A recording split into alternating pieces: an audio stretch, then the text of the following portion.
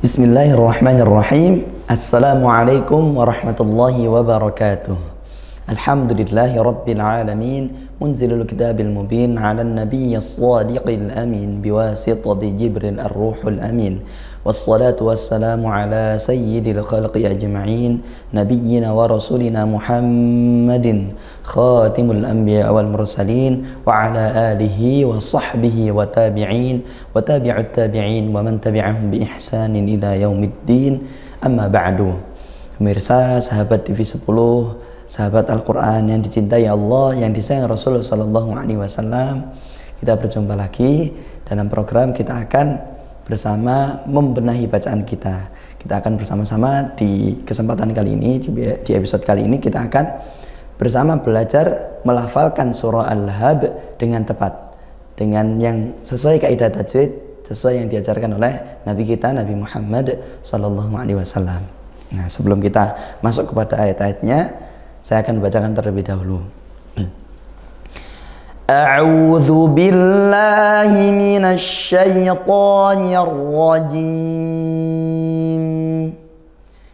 Bismillahirrahmanirrahim. Tabbat yada abi lahabin wa tabb. ما أغنى عنه ماله وما كسب سيصلى نارا ذات لهب وامرأته حمالة الحطب في جيدها حبل من مسد. Baik, alhamdulillah sudah kita bacakan surah Al-Lahab. Berikutnya kita akan mengurai, membedah hukum tajwid dan memperbaiki bacaan kita pada surah Al-Lahab. Kita mulai dari ayat pertama. Tabbat yada abi lahabin wa tabb. Tabbat. Nah, di situ ada ba bertasydid. Ta lafalkan fathah gitu ya. Kemudian ba bertasydid, beri penekanan. Dan ketika tasydid, sempurnakan tasydidnya, dia tidak seolah berhenti suaranya. Tabbat, jangan seperti itu. Tapi alirkan, ditekan ketika dia tasydid. Tabbat, tabbat. Nah, kemudian ada tak sukun. Ada dua sifatnya tak, yaitu syiddah dan hamas. Maka tekan dulu, syiddah itu kuat, tekan. Bat, kemudian hamas. Hembuskan nafasnya. Tabbat, bat, bat. Nah, berikan desisan setelah ditekan gitu, secara urut. Nah, bukan bas, bat. Nah, tapi bukan juga bat. Tidak ditekan saja, tidak juga dihembus saja, tapi harus keduanya dan urut. Tekan dulu, baru dihembuskan. Bat. Nah, seperti itu. Yada. Nah, di situ ada mad jaiz munfasil. Ada fathah diikuti alif, bertemu hamzah. Hamzah di lain kalimat. Kita baca panjang 4 atau 5 harokat. Nah, kita harus pilih salah satu ya. Kalau kita pakai 4 semua. Gitu, dari Al-Fatihah sampai An-Nas, atau dalam sekali baca. Kalau kita pakai 5 semua, seperti itu. Nah, kemudian dan ini ada di riwayat Hafiz qiraah Imam Asim Thariq Syatibiyah. Karena ada nanti, misal kalau kita mendengarkan imam-imam di Masjidil Haram, nanti dibaca cuman satu alif gitu, sebagaimana mad tabi'i, maka ini jalur yang berbeda. Jalur periwayatan yang berbeda. Sama-sama riwayat Hafiz, tapi jalurnya berbeda. Yang kita pelajari dan umum di seluruh dunia adalah Thariq yang membaca 4 atau 5 harokat, yaitu Thariq Syatibiyah gitu. Maka kita baca 4 atau 5 harokat. Nah, kami baca 4 harokat seperti itu. Tabbat yada seperti itu. Abi. Nah, di situ ada hamzah, tekan. Jangan setelah mat ada hamzah, jangan lemas gitu. Tabbat yada abi. Tidak, syiddahkan dia, sifatnya hamzah. Yada abi lahabin wa tabb. Ta, ba, dal, hamzah ini huruf-huruf kuat. Maka Tabbat yada, beri kekuatan ketika kita melafalkan gitu. Tuh. Abi di situ ada mad tabi'i. Maka baca panjang satu alif. Lahabin wa tabb. Lahabin wa. Nah, di situ ada tanwin bertemu waw. Hukumnya idgham bi gunnah. Maka baca masuk idgham, masuk tanwinnya dimasukkan ke waw. Jadi tidak dibaca bin lagi, tapi langsung masuk ke waw. Kemudian bi gunnah dibaca dengan dengung.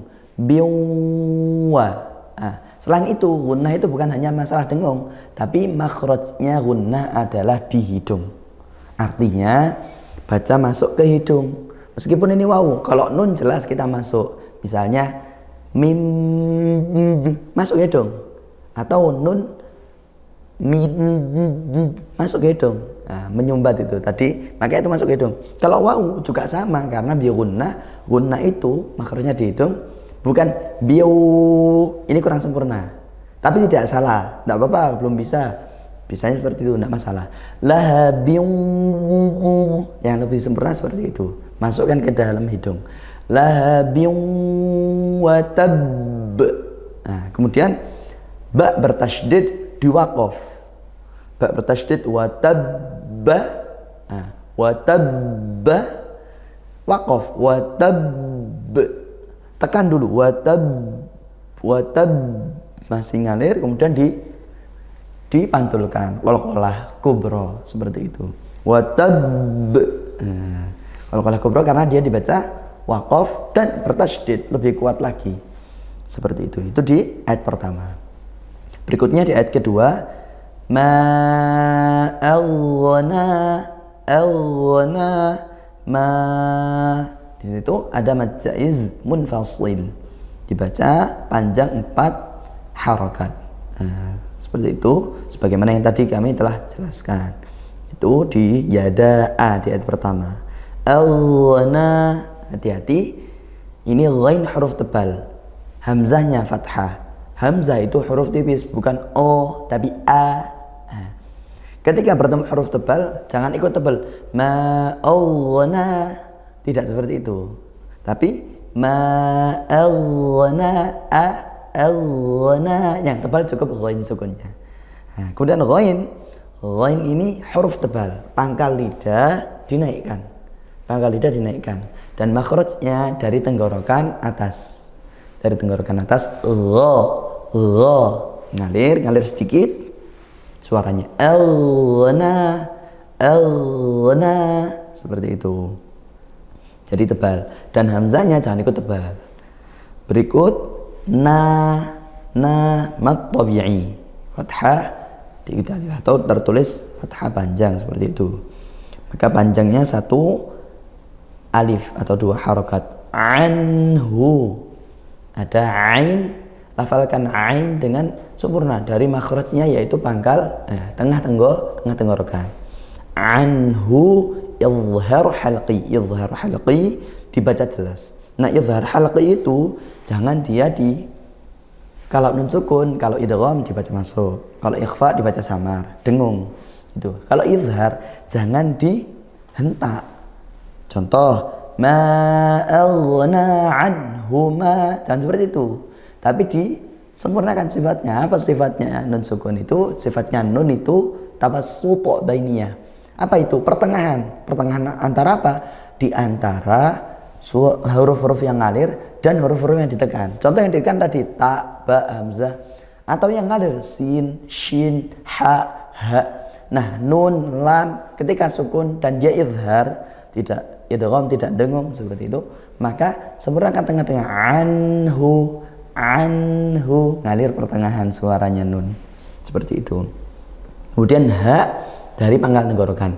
Ma aghna anhu maluhu. Nah, ma at-tabi'i panjang 1 alif 2 harakat. Hu matsilah qasirah. Apa itu? Yaitu ha, huruf ha, yaitu hu atau hi, yang dia berada sebelumnya huruf hidup, setelahnya juga huruf hidup. Lu huruf hidup berharakat. wa huruf hidup berharokat. Maka seperti anhu, hu-nya tidak dibaca panjang, tidak dibaca matslilah. Itu kenapa? Karena sebelumnya huruf mati nun sukun. Sedangkan pada luhu, hu-nya dibaca panjang karena sebelumnya huruf hidup, setelahnya huruf hidup gitu, berharokat gitu. Maka dibaca panjang satu alif atau dua harokat dan tidak bertemu hamzah. Kalau bertemu hamzah dibacanya jadi dua alif atau empat harokat seperti itu.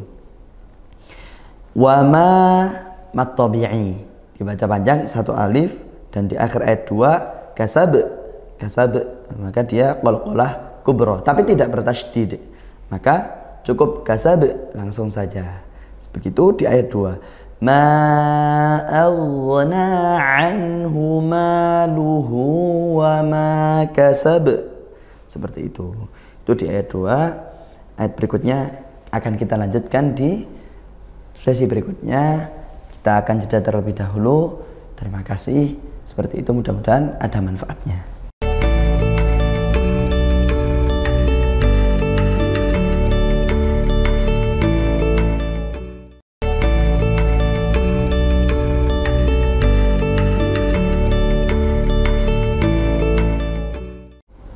Bismillahirrahmanirrahim. Alhamdulillah, sahabat TV 10, pemirsa, sahabat Al-Quran yang dicintai Allah, yang dicintai Rasul Sallallahu Alaihi Wasallam, kita akan melanjutkan pembahasan surah Al-Lahab di ayat yang ketiga. Sayasla naran dzata lahab. Sayasla. Nah, di situ ada huruf shad sukun. Huruf shad ini huruf yang tebal. Makhrajnya dari ujung lidah sebagaimana huruf sin. Ujung lidah dua gigi dirapatkan, yang atas dan bawah. As. Nah, karena kalau kita tidak merapatkan, tidak bisa bunyi as gitu. Sin, zai, shad sama tempatnya. As tidak bisa kalau tidak rapat, maka harus dirapat, dilafalkan as. Kalau shad, sa, so. Bedanya sin dengan shad hanya tebal dan tipis. Seperti itu. Baca tebal so. Artinya pangkal lidahnya dinaikkan ketika so. Ketika sa turun pangkal lidah jadi tipis. Sa, so. Ketika sukun saya tetap tebal. Gitu. Dan dihembuskan. Dia hamas sifatnya. Dialirkan nafasnya. Selain suaranya juga dialirkan. Saya mat tabi'i panjang satu alif atau dua harokat. Nah juga sama mat tabi'i. Nah ron za itu juga mat tabi'i. Ketika ada satu ayat yang seperti ini, mat tabi'inya harus konsisten satu alif. Jangan sebenarnya tahu satu alif tapi panjangnya belum sama. Sayasla naran dzata lahab. Zanya kepanjangan, tidak boleh seperti itu. Kemudian kita lanjutkan di ronza. Ronza ini hukumnya ikhfa haqiqi. Ikhfa haqiqi karena tanwin bertemu zal. Ada 15 huruf, salah satunya huruf zal ini. Nah, maka dibaca samar. Ronza langsung ke makhrajnya huruf zal. Kemudian ro-nya karena fathah juga jangan lupa dia dibaca tafkhim. Tebal, pangkal lidahnya naik seperti itu. Sayasla naran, bukan naran za tipis itu, naik kan, ranza talahab. Ada ba di akhir ayat, ketika di waqaf maka sukun dan dibaca qalqalah, dipantulkan. Ab, lahab, seperti itu, cepat, tidak di lahab atau lahab. Ada hamzanya, tidak boleh lahab gitu, jadi mantul saja. Nah, berikutnya di ayat keempat wamra'atuhu, atam mim sukun dibaca izhar karena dia tidak bertemu mim, tidak bertemu ba. Kalau bertemu mim dengung dan idgham masuk ke mim berikutnya. Kalau bertemu ba dia dibaca ikhfa syafawi. Nah, karena tidak bertemu mim, tidak bertemu ba, dibaca izhar. Sama sifatnya seperti nun dan lam. Jangan dihentak, jangan dihembus, didengungkan, tidak perlu. Wamro. Nah, begitu pun seperti di Al-Fatihah. an'amta, tidak boleh an'amta, tidak boleh wamra'atuhu, tidak juga wamra'atuhu, berlebihan, dengung, tengah-tengah, wamra'atuhu, nah sekedarnya pas. Dan jangan tawallud. Tawallud itu seperti apa? Contohnya wamra'ah, lari ke ada e-nya sedikit, wamra'ah, atau di lam sukun juga seperti itu keadaannya. Tidak boleh ya huruf-huruf tersebut. Tekankan di mimnya dulu, lepaskan dulu sedikit sehingga dia tidak ada tawallud. Wamra, seperti itu. Ra fathah dibaca tebal, ra, bukan ra, atau mencucu, monyong karena tidak, ro, tidak. Fathah buka tapi tebal dari pangkal lidah, ra. Nah. Ra'atuhu, hu panjang seperti tadi di ayat 2, yaitu matsilah qasirah, karena dia hu sebelumnya huruf hidup berharokat, setelahnya huruf hidup dan tidak bertemu hamzah, sehingga satu alif atau dua harokat. Hammim bertasydid, dengung. Kemudian fathah diikuti alif, mat tabi'i dibaca panjang satu alif. Latalha, nah sama ini lam sukun, maka dialirkan suaranya. Jangan sampai tawallud, jangan sampai ditekan, tidak perlu berlebih dengungnya. Hatab dipantulkan karena dia ba yang dibaca waqaf. Qalqalah kubra. Wamra'atuhu hammalatal hatab. Hatab. Di situ ada ta juga. Baca tebal. Ta itu seperti huruf ta. Ta ujung lidah ditaruh di ujung lidahnya, nempel ke gusi gigi seri atas. Gigi seri atas ini gusinya. Jadi belakangnya ta. Tapi kalau to tebal, maka pangkal lidah naikkan. To. Nah, ketika fathah Anda tidak perlu mencucu. To, cukup to. Hatab. Nah, seperti itu. Terakhir ayat 5. Fi jidiha hablum mim masad. Fi jidiha. Ketiganya ini mat tabi'i, harus imbang satu alif atau dua harokat, seperti itu. Kalau fi ji kasro, kalau ha fathah diikuti alif. Hab, nah ada ha ada ha, bedakan dia. Kalau ha di pangkal tenggorokan, ha tengah tenggorokan, di tengah tenggorokan, seperti itu. Maka bedakan juga pelafalannya. Fi jidiha hab, ha hab, ba sukun, qalqalah sughra. Kalau yang di akhir ayat qalqalah kubra karena waqaf. Kalau ini di tengah kalimat tidak dibaca waqaf di qalqalahnya, maka dia sughra, seperti itu. Huruf qalqalahnya ada 5, qaf, ta, ba, jim, dal. Sehingga kalau 5 ini sukun atau dibaca waqaf, maka dia dipantulkan, diqalqalahkan, seperti itu. Lummi idgham bi gunnah. Begitupun mimma idgham bi gunnah. Apa itu idgham? Idgham dibaca masuk. Tanwinnya tidak dibaca. Yang awalnya hablun, dia bacanya lum, masuk ke mim. Itulah idgham. Bi gunnah, dengan dengung, didengungkan. Lum, dan masuk ke hidung. Lum mim. Nah, minnya tidak dibaca, nun sukunnya tidak dibaca. Karena idgham masuk ke mim. Ya. Berikut didengungkan juga. Sama jadi hablum mim masad. Nah, kalau ada bacaan-bacaan yang dengung seperti ini, apakah idgham bi gunnah atau gunnah, maka dia kadar dengungnya juga harus seimbang, yaitu mizanul gunnah. Begitupun topik tadi. Jadi kalau kenapa harus seimbang ini? Ada keindahan, keserasian dalam bacaan Al-Qur'annya kalau dia dibaca dengan seimbang. Fi jidiha hablum mim masad. Gitu. Kalau dia dengungnya berbeda, maka dia tidak kurang indah dan akan jatuh kepada lahan khafi, kesalahan yang ringan. Mim masad, misalnya lum mim masad, yang mim kurang dengungnya, harusnya lum mim masad, seperti itu. Kemudian di akhir ayat 5 dibaca qalqalah masad. Nah, tadi bak semua di ayat 1, 2, 3 dan 4. Bedanya di ayat 1 jangan lupa di tasydid lebih kuat watab, sedangkan yang di ayat 5 ayat 2 sampai 5 cukup biasa. Kasab, lahab, hatab. Ayat 5 dal. Yang lain ba, ayat 5 dal. Masad, seperti itu. Nah, cukup insyaallah pembahasan kita di surah Al-Lahab. Ya, sebelum kita cukupkan, kami akan bacakan sekali lagi surah Al-Lahab. Bismillahirrahmanirrahim.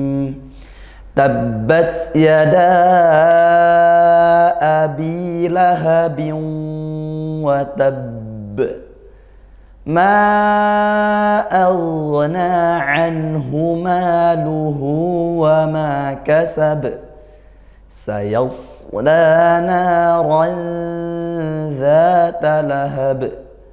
Wa imra'atuhu hammalatal hatab.